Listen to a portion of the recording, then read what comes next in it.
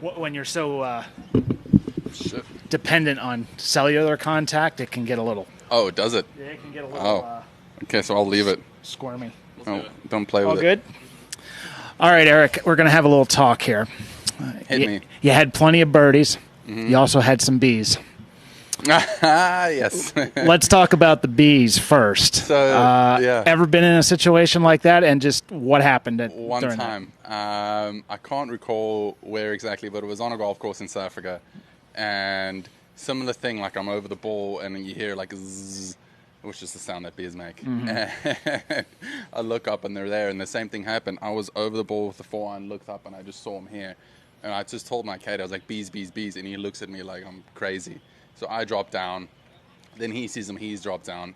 Frankie and Chase, they look at me like I'm nuts. And then they realize, like, 30 seconds later, the bees just went right at them. So, yeah, it's funny, but certainly don't want to get stung by those bad boys. Yeah, especially if you're allergic or if you're scared of them anyway. I'm not allergic, thankfully, but, you know, it still hurts, So now after something like that, and when they fly over and you know they're gone, but you still have them in the back of your head, ten's a difficult hold anyway. Well, what's the concentration like on your next shot? Yeah, I had a forehand in my hand to spin that's tucked on the right. You know, you got to just reset and refocus. So it's simple. You just do the same thing. Ask my caddy, like, where are we going? Where's the miss? What kind of shot we're hitting? And you just get back into it. So overall, great round, 7 under. Mm-hmm. What was working so well out there for you? Everything. It's funny. I'm friends with Smotherman, and I'm walking up to the first tee, and I'm messing with my caddy. I'm like, I wonder what he did well today. Probably hit it well, chipped it well, put it well. And I kind of did the same thing today. So everything clicked nicely, and I feel like I've been trending the last couple months, and things came together nicely today.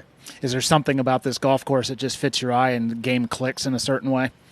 Yeah, I think I'm a good sort of mid to long iron player, and there's a lot of that out here. Mm-hmm. So that suits me. A lot of drivers, which I like. So yeah, I guess, you know, it fits my eye, and 7 under is a good score out there.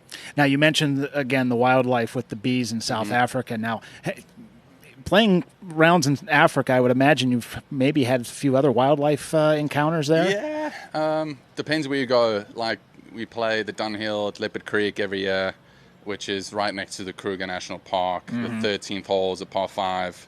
The green's next to the water. You see, you know, buffalo, hippo. If you're lucky, you get elephants. So it's pretty spectacular. You probably don't want to see the other one, the crocodile. You see them, near there. But the green's built up so that it can't get to, which is crazy. Like in Florida, the gators are everywhere, where you don't see that back home.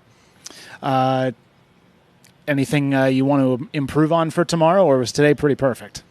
Yeah, it's as good as it gets, I think. Mm-hmm. You know, I was telling Feely, my caddy, like that stretch from, like, I think it was 15, I think it was where I holed out. 16 was great. 17 was so good. 18 was, like, it was just an all-around great day. So I'm just going to go get some rest and come back tomorrow. And then can you just describe your second shot at 15 that you made?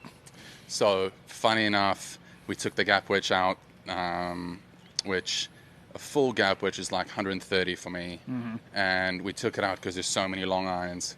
And I get there, it's 137 to the pin, down off the left, perfect gap wedge. So I've got a little uphill lie, so I'm like, okay, I can hook a sand wedge, maybe get it there, or I've got to hit a little fiddly pitching wedge. And in the end, I thought I had to do too much with the sand wedge, with the upslope, wind off the left. And I hit a little pitching wedge and just went straight at it. I mean, you don't really plan holding out from 137, so when it happens, it's pretty sweet. Mm-hmm. Anything? Covered pretty much everything. All right. Cool. Thank you. Sweet. Thanks, guys. I don't think I've met you yet. I'm Haley with Golf Channel.